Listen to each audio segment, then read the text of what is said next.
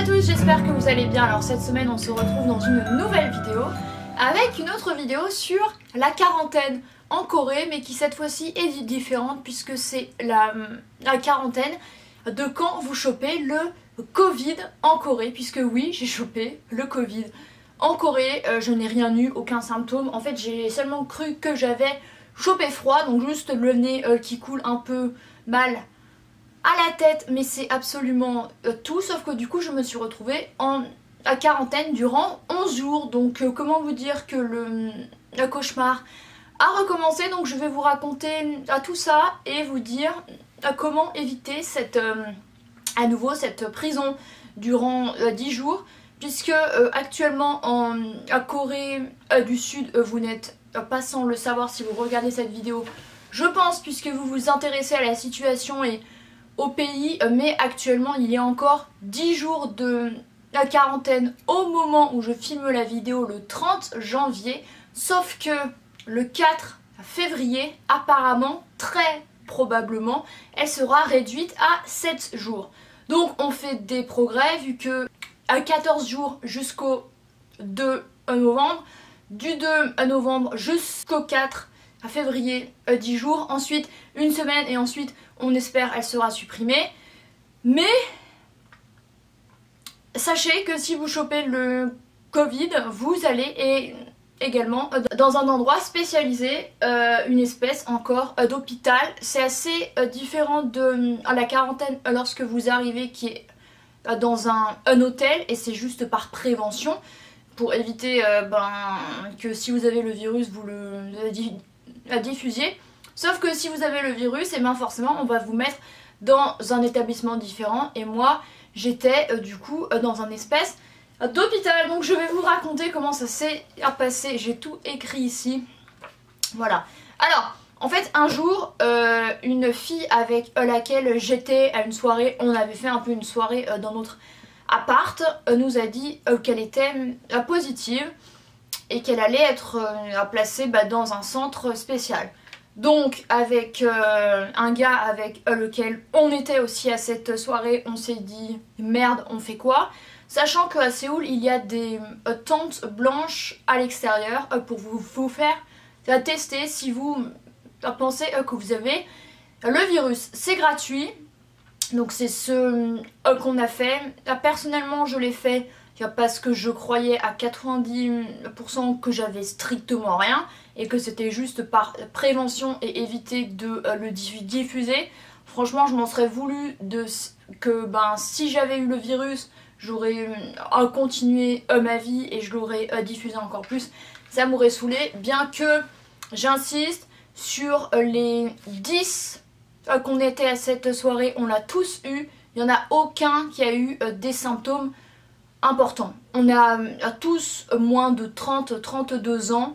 On était tous vaccinés 2 ou 3 doses en bonne santé de base.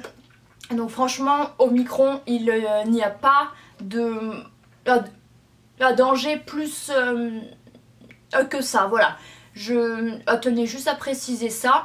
En plus, je m'étais faite vacciner 2 semaines avant de choper le virus. Et je pense que ça a aidé à faire en sorte que j'ai quasiment rien eu. Donc, on est allé dans ces tentes. Donc, vous arrivez.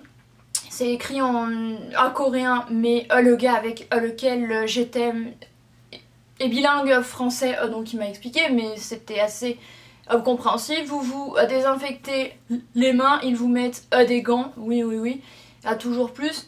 Vous donnez votre passeport pour avoir votre nom.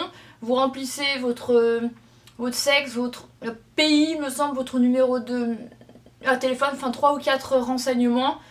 Je crois que c'est tout. Ensuite on vous fait le test, ça fait super mal. Les Coréens sont des oufs, ça fait vraiment ultra mal. Et en fait on a eu les résultats le lendemain et en fait on a stressé, notamment ma coloc qui m'a stressé durant 1 heure, c'était super. Puisqu'en fait on avait reçu un SMS écrit en coréen nous disant que si on avait le virus on serait contacté par téléphone à très bientôt. Et en fait on a reçu le même SMS et une autre fille qui était avec nous à la soirée l'a reçue également et elle était positive et elle avait appelé ensuite pour la mener dans un centre. Donc ça m'a vraiment saoulée qu'elle dise que je suis positive sans même savoir quoi. J'ai pas trouvé ça cool du tout. Donc ensuite on nous a appelé pour effectivement nous dire qu'on était positive. Donc ma coloc et moi, voilà. Sauf que la personne que j'ai eue au téléphone parlait ultra mal anglais. Ça, sachez-le. Donc on a raccroché et on s'est communiqué les informations via Kakao Talk. C'est leur espèce de WhatsApp coréen. Donc avec si j'étais enceinte, si je fumais, si j'avais des symptômes, de lui envoyer un passeport. Enfin, on a dû envoyer plein de trucs, leur communiquer notre adresse. Ensuite, le gars a appelé ma coloc pour dire qu'il viendrait nous récupérer à une certaine heure. On ne devait pas quitter l'appartement entre le temps où on nous a appelé et le temps où on nous récupérait, c'est-à-dire plus de 3 heures. Donc franchement c'est un peu abusé, mais bon bref. Du coup on est venu nous chercher en ambulance, mais toujours plus, alors qu'on avait strictement rien. C'est juste un virus qui se diffuse super vite, donc ça fait chier, ça fait peur, mais je vous jure on n'a rien eu, c'est pas dangereux. Donc franchement c'est vraiment too much, abuser ce que vous voulez en ayant vécu 2 quarantaine, en ayant eu le virus. Je vous jure que c'est disproportionné, mais d'une façon je trouve ça ridicule. Enfin bon bref. Du coup on a fait plus d'une demi-heure de route pour aller à Unpyong, donc en dehors de Séoul, au nord-ouest, pour aller dans un centre spécial avec nos valises énormes. Donc du coup durant les 3 heures où on nous a dit vous allez être isolés et tout ça, on a dû faire à nos valises. On a laissé l'appartement du coup 3 jours avant. Moi celui-ci où je suis actuellement, qui est un nouveau, et j'y suis rentrée une semaine après du coup j'ai prévenu les 2 propriétaires. Enfin c'était la merde, vraiment c'était trop chiant. Refaire les valises pour une 3e fois, en plus j'en ai 2, enfin c'était hyper contraignant. Donc voilà, et en fait si on avait pu garder l'appartement, enfin en gros si je l'avais loué pour après, pour encore 10 jours après, on aurait pu rester dans notre appart et faire la quarantaine ici. Je sais pas ce qui est le mieux, vu qu'on aurait payé du coup le Airbnb, alors que la facility là à l'hôpital où on était, heureusement contrairement à la quarantaine à l'arrivée en Corée, c'est gratuit, c'est déjà pas mal. Donc on s'est dit voilà.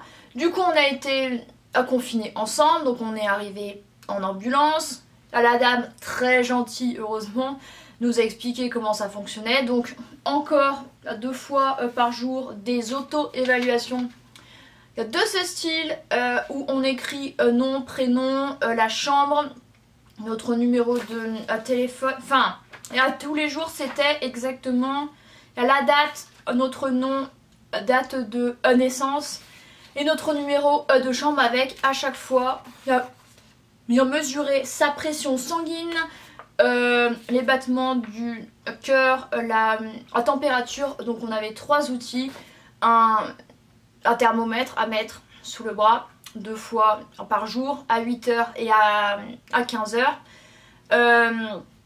Le truc du bras, donc ici, et la pression sanguine au doigt, voilà. Sauf que moi, mes résultats étaient pas très bons. Il faut savoir que de base, j'ai le cœur qui bat vite, puisque je suis un peu une stressée de la life, que j'ai une tension basse, vu que je fais régulièrement des malaises si j'ai pas mangé, et que j'ai les extrémités à tout le temps froide, donc ma pression, enfin mon oxygénation du sang est pas ouf quoi. Donc il me disait à chaque fois de reprendre les mesures. Donc au bout d'un moment je suis allée checker sur internet des mesures classiques et j'ai mis ce qu'il voulait voir, mais c'était faux. Parce que très clairement, si vous avez une tension basse ou une oxygénisation, oxygénation, je sais pas comment on dit, qui est basse, ils avaient peur qu'on ait des symptômes du Covid. En fait, ça devient complètement ridicule cette parano du virus, puisque si vous êtes un peu différent au niveau de votre corps, c'est direct à cause du virus, alors que ça se trouve, vous avez un truc depuis 20 ans qui n'a rien à voir. Donc c'est pathétique, très clairement, disons-le. Et en fait, au début, on a cru que dans la chambre, il y avait une caméra. Enfin, moi, franchement, j'y ai cru. Donc je me suis dit, on est filmé, faut qu'on fasse attention. En vrai, en y réfléchissant, droit de l'homme, 0, si ça avait été le cas. Mais du coup, ben, je prenais vraiment mes mesures, mais on aurait très bien pu écrire 2 fois par jour des trucs au pif sans faire aucun contrôle. Donc ensuite on leur envoie par cacao 2 fois par jour, et si vous ne le faites pas avant 8h et 15h, on vous le réclame, et même on nous le réclamait souvent à 6h30, 7h, alors que c'était 1h, 1h30 avant. C'est des paranos, voilà, vous devez mettre si vous avez des symptômes. Moi j'en avais aucun, donc je ne cochais rien. On m'a demandé si j'avais des boutons sur le corps, vu qu'apparemment c'est un des symptômes du corona, soit. On m'a demandé si j'avais besoin d'un soutien psychologique. Vers le 6-7e jour, je me suis dit ouais, pourquoi pas, parce que là je suis en train de péter un câble, à ruiner 10 jours de mon séjour, en plus des 10 jours à l'arrivée. Ça fout grave la mort, surtout quand on sait que je voulais venir en Corée depuis 2 ans, voilà, ça, bref. Donc c'était très relou. Les repas encore, comme pendant la première quarantaine, à 8h, à midi et à 18h. Mais alors je vais vous dire un truc, c'était plutôt 7h30, 11h et 17h. Qui mange à 17h? Putain de bordel de merde. 17h c'est le goûter les gars. Donc du coup c'était systématiquement froid. Moi je mange pas à 11h le repas du midi, je mange pas à 17h, faut arrêter, on n'est pas en Angleterre quoi. Donc ça c'était ultra relou. Et les annonces qu'on avait pour nous dire que le repas était servi, le matin c'était au moins 20 minutes avant que ce soit réellement servi, donc on en avait 2. Donc ça nous réveillait à chaque fois, donc on se levait, on récupérait la bouffe, on faisait ces contrôles de merde et on se rendormait. Donc très chiant pour le sommeil. Et puis surtout une fois ça a bugué complet et ils ont fait une annonce à 6h30 pour nous dire que le repas allait être servi alors que c'était 1h30 avant. Donc vraiment leur truc c'est pas au point. Voilà. Ensuite on est du coup donc dans une chambre durant un certain temps. Conseil, mettez des chiffres bons tout le temps. Regardez sur internet les chiffres moyens. Ne mettez surtout pas que vous avez des symptômes, à part si vraiment ils sont graves et qu'il faut que vous soyez traité, hein, il vaut mieux. On est quand même enfermé, donc autant être traité si vous avez un truc. Mais en gros, si vous toussez un peu ou que vous avez le nez qui coule, ne dites rien. Hein. Parce que sinon vous serez relâché même après 10 jours.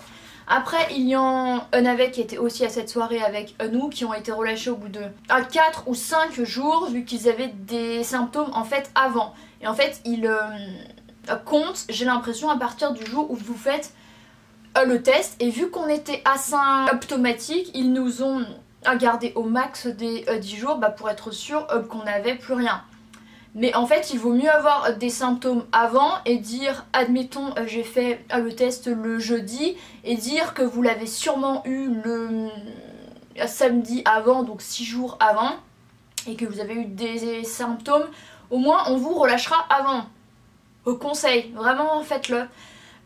Aussi également, juste avant qu'on soit enfermé, ils nous ont questionné sur où est-ce qu'on croyait qu'on avait chopé le virus, qui on a fréquenté, et ils ont fait des enquêtes, mais en vrai ils ont contacté les gens qu'on a dit avec lesquels on était pour savoir s'ils étaient câbles, contacts et tout ça, pour savoir quand... Enfin, ils ont vraiment fait une enquête, c'était un peu flippant. Et moi du coup, comme je l'ai sûrement chopé le samedi et que je me suis fait attester le jeudi, et j'ai vu un ami un mardi, bah je l'ai prévenu. Voilà, si vous avez vu des gens entre temps, dites-leur. Heureusement il avait rien. Mais vraiment c'était une situation trop méga chiante. Donc ça, faites en sorte, même dites que vous avez eu des symptômes avant d'avoir fait le test, style mal à la tête ou quoi. Parce que leur business c'est pas du tout au point, vu que nous on nous a gardé 10 jours et certains 5, alors que ça se trouve ils avaient encore le virus. Donc franchement c'est vraiment au petit bonheur la chance. Surtout qu'à notre libération ils nous ont fait aucun PCR, vu qu'en fait il faut savoir que même si vous n'avez plus le virus, enfin que vous êtes plus transmissible, et ben vous pouvez être encore positif. Donc la PCR ça peut être faussé, ce qui m'amène à un papier que vous devrez aller chercher au Health Center, encore une fois le fameux auquel je suis allée 4 fois du coup, avec votre passeport. Vous dites que vous avez été en quarantaine. Je vous mettrai le mot en coréen ici et la prononciation dans notre alphabet pour leur dire que vous voulez ce papier, ce qui vous évitera de devoir faire un PCR au retour. Surtout, admettons vous avez chopé le virus 2 semaines avant de rentrer en France, vous avez été isolé du coup 10 jours, il vous reste seulement 4 jours de liberté ensuite, et ben vous pouvez être positif. Donc il faut vraiment ce papier, sinon vous êtes encore bloqué ici, je sais pas où, enfin c'est la merde. Donc à demander ce truc là, ce sera écrit en coréen et en anglais il me semble, et au moins à l'aéroport vous montrerez ça, et pas besoin de faire de PCR pour le retour, vu qu'en plus ça coûte théoriquement 120 € à faire un PCR pour rentrer en France, qui doit être traduit en anglais. Vous devez aller faire un aller-retour à l'aéroport, c'est super contraignant et chiant. Donc au moins si ça peut m'éviter ça, je prends. Sauf que bien sûr ils avaient orthographié mon nom n'importe comment, ils avaient oublié un i. Du coup ils ont pas réussi à me retrouver. Donc la dame très gentille a appelé l'endroit où on avait été enfermé. Et ils m'ont retrouvé, elle a pu me retrouver. Mais du coup c'était un peu plus long. Je vous conseille d'y aller avec quelqu'un qui parle un peu coréen. Ou si vous parlez un peu coréen c'est mieux. Ou sinon elle a utilisé un traducteur. Ou utiliser Google Traduction pour vous faire comprendre. Parce que c'est un peu compliqué, voilà. Cette situation franchement, 21 jours de quarantaine à 90 jours autorisés sur le sol coréen, c'est abusé complet. Franchement j'ai la mort, je vous le dis. Je regrette pas de m'être fait attester dans le sens où c'était plus prudent. Mais conseil, si vous pensez que vous avez le virus, achetez un test antigène et faites-le vous chez vous. Vérifiez que vous n'avez rien, et s'il est style un peu entre deux ou s'il est positif, et ben isolez-vous seul, enfin style commander à manger ou éviter de trop sortir, mais sans aller faire un PCR, vu que automatiquement vous serez obligé de rester enfermé soit dans un institut spécial où impossible de sortir, soit chez vous mais on vous surveille. Alors c'est plus tranquille, mais vous êtes tout de même surveillé. Et au moins avec ça, et ben, même si vous avez le virus, personne ne le saura. Alors c'est pas un conseil de ouf hein, franchement, mais la situation a tellement exagéré, ridicule et pathétique que ben, moi je vous conseille ça. Après bien sûr évitez de trop sortir. Tout de même, hein, on va pas empirer la situation ici, mais vous réinfligez 10 jours de quarantaine, c'est mort quoi. Voilà. Surtout que Le lundi, après être arrivé au centre, donc on est arrivé le vendredi. Donc le lundi, on a eu une radio à faire. Et là, je me suis dit, on en saura plus sur notre libération. Genre le lendemain, bah, voir qu'il n'y a rien au poumon et tout ça. Et en fait, bah, aucune nouvelle. On en a refait un 2 jours après, donc le mercredi. Et on a eu zéro info de si c'était bien ou pas. Et en fait, ce qui est trop chiant dans ces centres, dans certains, vu que c'est pas les mêmes règles pour tous, ce qui est hallucinant, il faut quémander à chaque fois des informations du style. En fait, on vous prévient à partir de 16 h la veille du jour où vous sortez. Donc imaginez, vous sortez le mercredi 2 janvier, jeudi au pif. On vous prévient le mardi 1er à partir de 16 h. Et du coup, j'ai dû demander. Et en fait, on m'a prévenu à 17h30 et quelques, lorsqu'ils ont apporté le repas, vu qu'il y avait des grosses boîtes que j'ai dû plier et dû mettre tous les déchets à l'intérieur. Le drap, la couette, tout, vu qu'il brûle tout visiblement, et avec un papier de libération avec les procédures à faire. Donc voilà, mais j'ai dû quémander, c'est pas hyper au point. Et il y en a un aussi qui a été enfermé dans un autre endroit que nous. On lui a dit, tenez-vous bien, et j'ai halluciné, je me suis dit mais c'est pas la lèpre au Fukushima, ça devient ridicule. Ils lui ont dit qu'il brûlerait ses vêtements après qu'il soit arrivé, donc il fallait qu'il en prenne d'autres.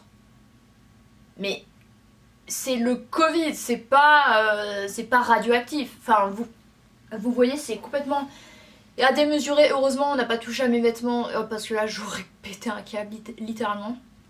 Mais voilà. Quoi vous dites d'autre comme information? Oui, donc du coup, à partir de 17-18 h, du coup, vous êtes au courant de si vous sortez le lendemain. Vous sortez, ça dépend des centres, l'heure, ça dépend. Nous, c'était à partir de 13 h, donc c'est à tard. Celui avec lequel je suis allée faire le PCR est sorti le matin à 9-10 h, donc ça c'est mieux. Et ça c'est au pif, et c'est au petit bonheur la chance, vous ne savez pas avant, donc c'est très chiant. Du coup, à 13 h, on vous appelle pour vous dire que vous allez être libéré. Heureusement, la dame a parlé un peu anglais. Mais une fois, il y en a eu une qui ne parlait pas du tout anglais pour me dire en fait de reprendre mes mesures qui visiblement n'allaient pas. Et elle m'a dit ce qu'elle voulait me dire via Kakao Talk. Voilà, et en fait, cette dame, donc le jour de la libération, elle m'a dit que je pouvais sortir avec mes valises et d'aller en bas, donc au niveau en bas. Donc j'y suis allée, sachant que j'avais du coup 45 kg de valise. Ils ont un ascenseur, vu que c'est là où ils amènent les trucs pour manger. Sauf que nous, on n'a pas le droit d'utiliser ces ascenseurs. Donc on était dans les escaliers, sans rire, sans exagérer, sans faire ma princesse, sans bidule, machin, parce que je sens venir les remarques et tout ça.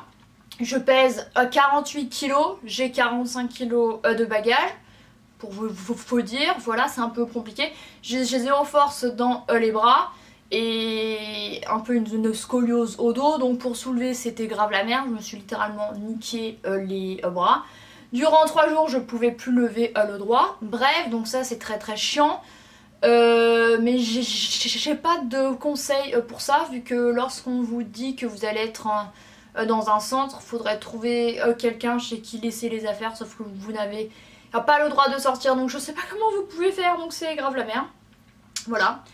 Et du coup, j'ai descendu les escaliers, je lui ai donné mon identité, elle avait en fait le nom de ceux qui sortaient ce jour-là, et au revoir et démerdez-vous. On était à 1 heure de Séoul, donc heureusement avant j'avais regardé le trajet. Faites cela, regardez où vous êtes sur la carte et regardez comment rejoindre Séoul le moins chiant possible. J'aurais bien pris un taxi parce que j'étais chargée de ouf. Mais apparemment, les taxis à Séoul prennent très rarement les gens qui sont vraiment chargés, alors que c'est là qu'on a le plus besoin. Bref, du coup j'ai pris deux bus, ou sinon il y avait le métro à 900 mètres. Mais 900 mètres à pied avec deux grosses valises, c'est très long, voilà. Donc voilà, je me suis bien niqué le dos, j'ai bien la mort, j'ai bien perdu 10 jours. Donc bon, durant ce temps, j'ai étudié le coréen, j'ai même bien étudié, donc ça c'était cool entre guillemets. J'ai continué des dramas, donc vous aurez bientôt des nouvelles vidéos sur mes dramas, mais bon ça fout la mort, surtout quand vous aviez prévu des trucs, surtout quand il vous restait que un mois sur place, que vous aviez loué un appartement que vous payez dans le vent et où vous avez chopé ce fucking virus à la seule soirée que vous faisiez depuis 2 mois, voilà. Donc c'est tout pour cette vidéo, j'espère qu'elle aura pu vous aider. Je crois que actuellement les gens qui sont à cas contact ou qui ont eu le virus ne sont même plus confinés, c'est ce que m'a dit le gars avec lequel je suis allée faire le PCR. D'ailleurs c'est absolument incompréhensible, je comprends pas comment on confine des gens qui sont vaccinés et qui ont un PCR négatif en arrivant de France en Corée, mais qu'on confine plus visiblement. Je sais pas si c'est vrai, des gens qui ont vraiment le virus, donc je ne sais plus. Apparemment le gouvernement avait dit que s'il y avait plus de 7000 cas par jour, il ne confinerait plus, ce qui n'a aucun sens. C'est pas grave, le gouvernement coréen avec le Covid en ce moment, le jour où je comprendrai, je vous ferai une vidéo sur le sujet. Et ce sera pas demain la veille. Ah oui, et je vais juste vous montrer pour finir les guidelines qu'on reçoit quand on arrive dans l'endroit pour faire la quarantaine. Envoyer les messages sur Hubkakao, comment prendre ces mesures, tout est écrit alors en anglais, hein, donc si vous parlez pas anglais c'est un peu la merde, ou vive le traducteur. La notice de discharge, comment on fait ensuite avec ce qu'on nous a donné. Alors je précise, ah oui, un truc aussi j'ai failli oublier. Je crois que la dame à l'arrivée nous a dit de mettre nos valises fermées dans notre placard et de ne pas les ouvrir. Et là je me suis dit mais on va passer 10 jours ici, je peux pas ouvrir mes valises, mais excuse-moi. Donc on nous donne un t-shirt, un pantalon, on nous donne des mouchoirs, des ramyeon, du café, enfin des trucs, mais il me manquait les 3/4, je sais pas, genre des sous-vêtements, des démaquillants, des crèmes, un livre, un ordinateur, enfin tout quoi. Donc ne les écoutez pas, ouvrez vos valises et prenez vos affaires, parce que c'est déjà suffisamment Big Brother, hein. On va pas ensuite en rajouter une couche. Et à la différence de la quarantaine en hôtel, on avait des bacs blancs où on mettait les sacs en plastique orange radioactif, visiblement de danger biologique, ce symbole, où on mettait du coup nos déchets, sauf que on en avait que 4 fois par semaine, le lundi, le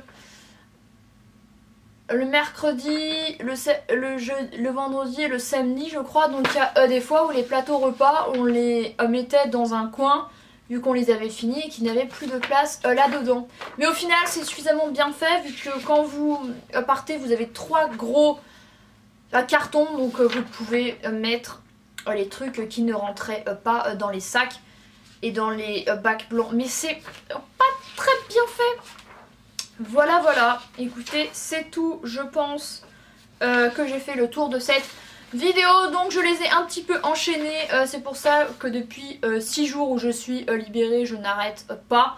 Là c'est le seul jour, on est dimanche 30, c'est en plus Solal, le nouvel an lunaire ici. Il y a des trucs qui sont fermés, donc j'en profite pour me reposer. Mais n'hésitez surtout pas à me suivre sur Instagram, que je vous affiche encore une fois ici, vu que vous pouvez suivre ce que je fais ici. Je mets plein de photos en story.